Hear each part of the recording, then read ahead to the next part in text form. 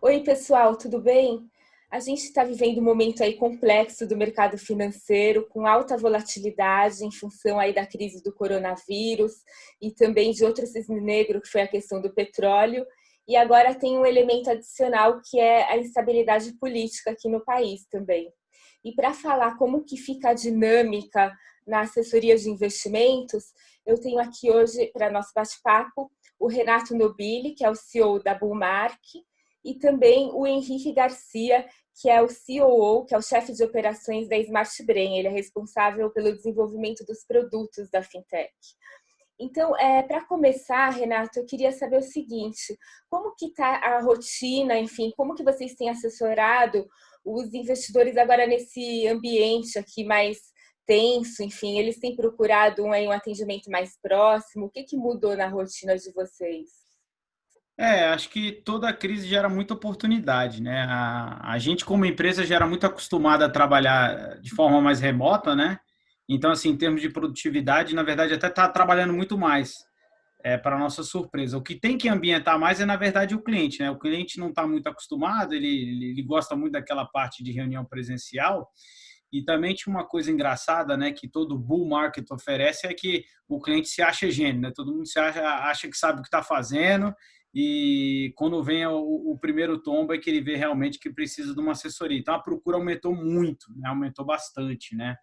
E a gente, como empresa, a Bumark foi fundada em fevereiro de 2008. Então, antes da até então maior crise que a gente tinha vivido, né? A gente considera os impactos serão muito maiores. A gente já vem falando isso até desde o início, né?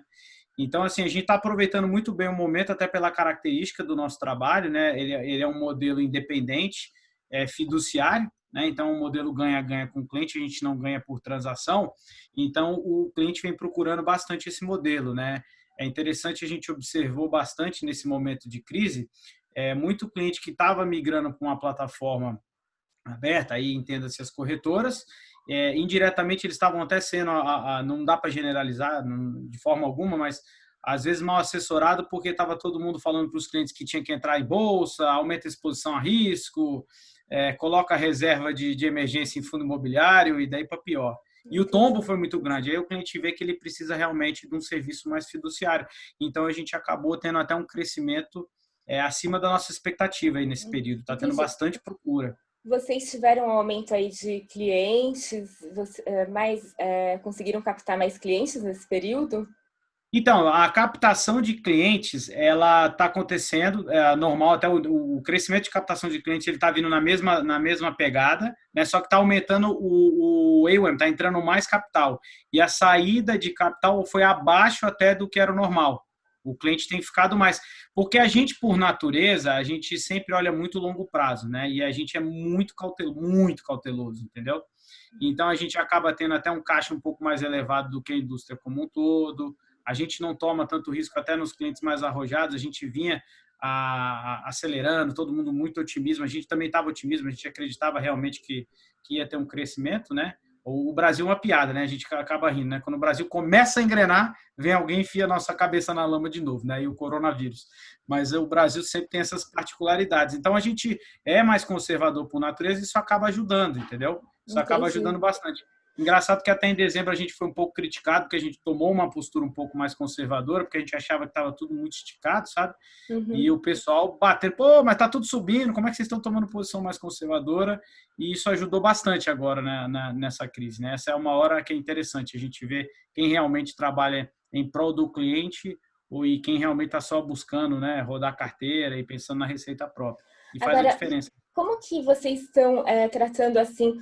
Os clientes estão pedindo mais informações sobre os investimentos deles, eles querem ver os extratos.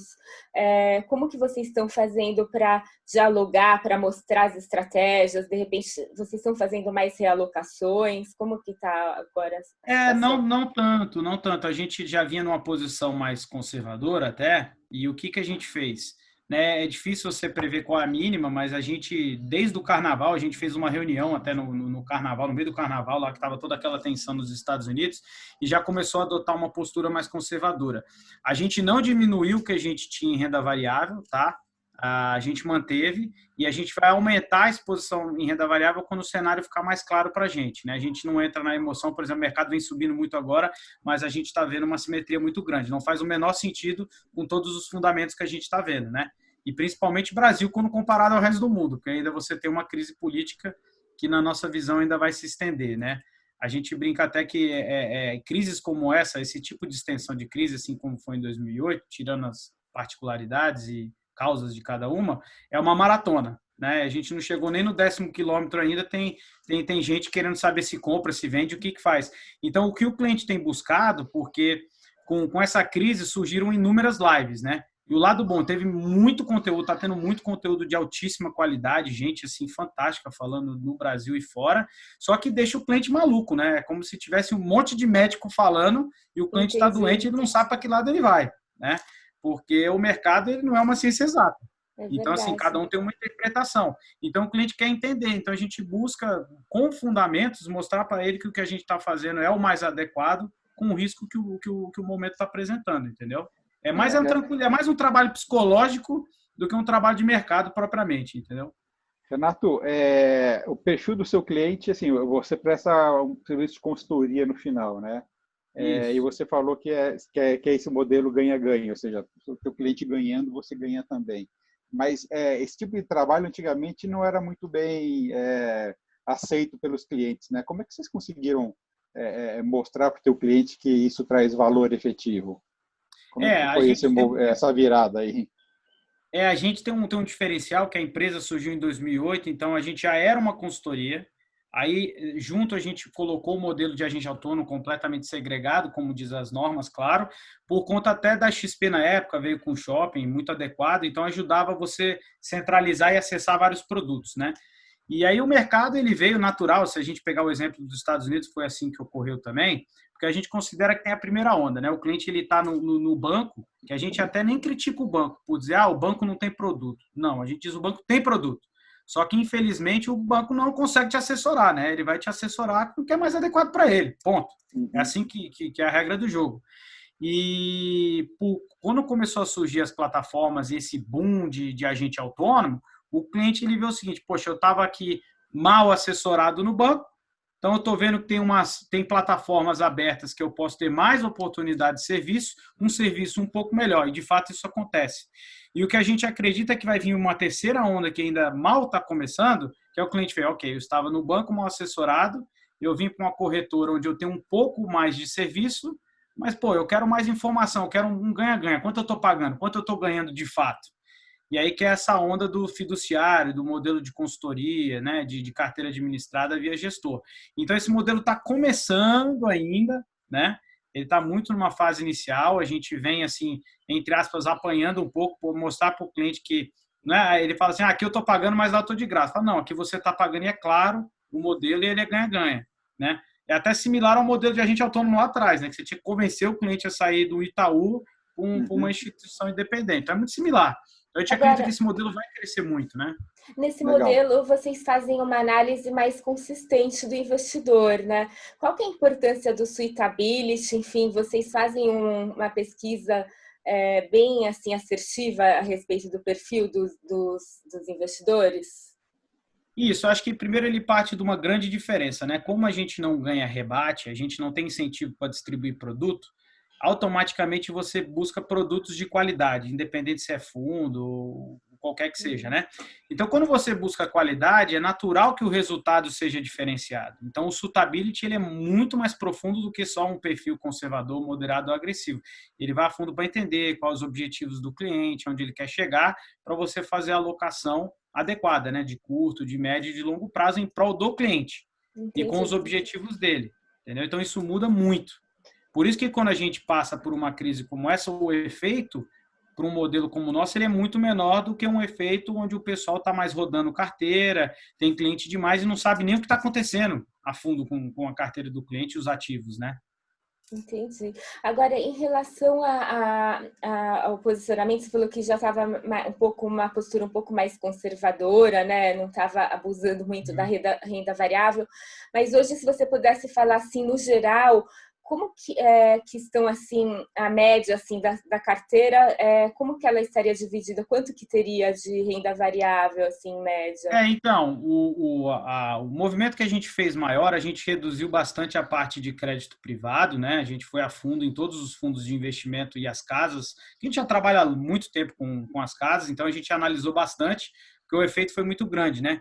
O processo educacional do cliente entender o que era o cenário de juros a 14 e agora a 3,75, é completamente diferente. O cliente não estava acostumado a uma renda fixa negativa, né? Uma precificação negativa. Então, parte dessa educação. Então, a gente fez um pequeno movimento em parte de crédito privado que a gente julgava ter um pouco mais de risco, né? Não por negativo, mas por qualidade mesmo, e também movimento um pouco de aumento de caixa para a gente aproveitar as oportunidades aos poucos que vão ter, principalmente em renda variável, entendeu? E pegar esse upside que a gente ainda não considera tá claro, a gente não vê um cenário claro para aumentar a exposição. Então, eu diria que as carteiras, elas estão até o percentual que normalmente os nossos clientes mais agressivos, eles ficam até 50%, 60% em renda variável, né? Seja fundo ou carteira direta. Hoje está na casa dos 30%, entendeu? Então, tá bem reduzido, tá bem reduzido. E a gente tem um aumento de caixa com uma liquidez relevante para aproveitar esses momentos, entendeu? Tá certo. E que ativos Legal. que os investidores estão procurando agora, nesse momento? É engraçado, o investidor em si, ele quer mais informação, né? Ele quer saber o que ele faz, se ele compra, se ele vende, mas a gente fala muito que o momento de proteção requer a gente aproveitar, né? O momento ele é até bem claro, a gente já vinha numa alta do dólar, que a gente considerava que ia continuar subindo o dólar mesmo, independente um pouco da crise, até pelo cenário de juros, né? E até para o Brasil sair dessa crise, é interessante você ter um câmbio desvalorizado, né?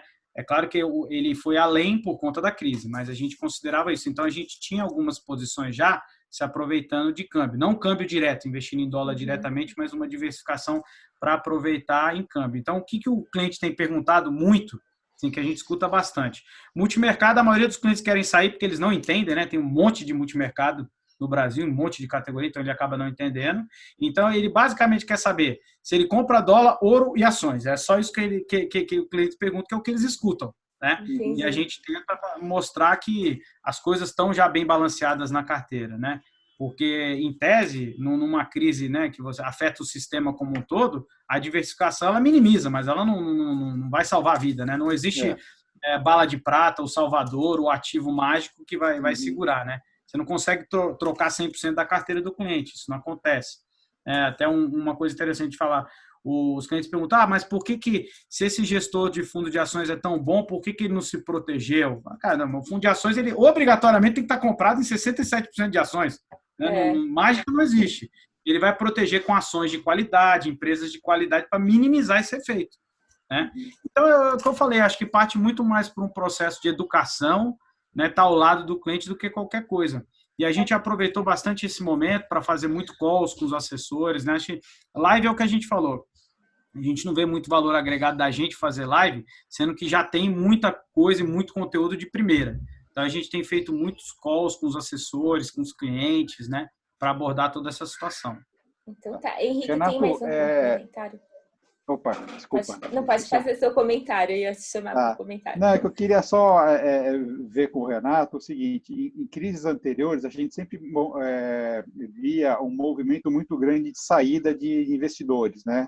Somente de ativos de risco, que é o tal do efeito manada que a gente comentava, né? Nessa crise a gente não percebeu tanto isso, né? Tanto que você vê que a posição da movimentação em bolsa mesmo, tem muito mais dinheiro de pessoa física entrando do que realmente saindo. Você acha que isso daí é devido ao quê? A essa posição mais forte da própria assessoria, dos lives que acontecem? Essa mudança do perfil do investidor nesses anos? Eu acho que não teve mudança de perfil. Eu acho que tem uma coisa muito interessante a ser observada, que é o seguinte, é o nível de informação que a gente tem na mão hoje. Porque se a gente pegar um comparativo, não vou nem falar 2014, época de PT, eu gosto de comparar 2008, uma crise sistêmica, global, né? 2008 a gente não tinha acesso a esse nível de informação. O cliente leigo, o cliente da ponta, ele não tinha acesso, acho que a 1/10 da informação que ele tem hoje, né? Informação direto da fonte, dos gestores, via live, rede social, tudo que possa imaginar. Então, nunca teve um nível de informação como tem hoje para falar, ó, é na crise realmente que surgem as oportunidades. Então, o cliente, ele como tem muito mais informação, ele passa a entender, poxa, realmente eu consigo ver uma oportunidade aqui. Quando você pega uma crise lá para 2008, ele não tinha acesso a toda essa informação, tinha que ser mais o tete-a-tete aqui para você mostrar para o cliente. Então, isso eu acredito muito. A gente tem conversado bastante sobre isso e a gente vê, pelo nível de informação, está tendo mais uma entrada do que uma saída. E também um outro lado, né? A gente vê que o Brasil, a gente tinha menos de 1% da população que investia em renda variável, uma taxa de juros, né, exorbitante. Hoje a gente já tem uma taxa de juros muito mais baixa, com empresa pagando dividendo de 3, 4 vezes o CDI, algumas, né, com o preço que está. Então, realmente, quando você junta o nível de informação, taxa de juros que nunca teve nesse patamar, a coisa muda de dinâmica, né? Realmente o cliente vê, pô, realmente o que faz sentido eu fazer aqui? Né? Agora, Renato, para a gente finalizar aqui, eu só queria fazer a última pergunta, que eu queria saber o seguinte, qual que é a perspectiva aí para a assessoria de investimentos aí independente aí nos próximos anos? Você acredita que vai crescer bastante? Enfim, você já comentou, mas qual que é, assim, o que você vê do cenário? Eu acho que o mercado vai crescer muito, sabe? É uma oportunidade gigantesca que você tem, porque está tudo ainda muito nos grandes bancos, né? Em todos os sentidos, seja investimento, seguro, está tudo muito concentrado ainda, né? E tem um outro fator que quando você pega a média de idade do assessor brasileiro e compara a mercados desenvolvidos, é quase a metade, né? O mercado americano, se eu não me engano, está na quase 50 e poucos anos, e o Brasil, acho que é 32, 33, né? Muito baixo. Então, é um mercado que vai se consolidar muito, né?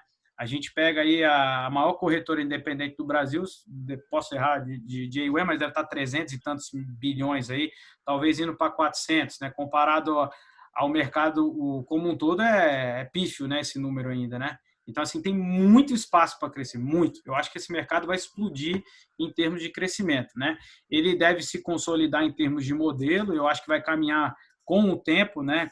Isso eu falo anos a um modelo mais fiduciário, que é o que a gente já vê nos Estados Unidos hoje, mas esse espaço até para o que trabalha de maneira sem cobrar diretamente do cliente ainda tem muito espaço, né? Porque o estoque ainda está todo no concentrado, então vai ter uma mudança muito grande, vai continuar, né? Tá certo, então, Renato e Henrique, eu agradeço então bastante vocês e até a próxima Smart Brain Talks. Okay, obrigado. Muito obrigado. Obrigado, Renato. Até logo. Tchau, gente. Tchau. Um abraço.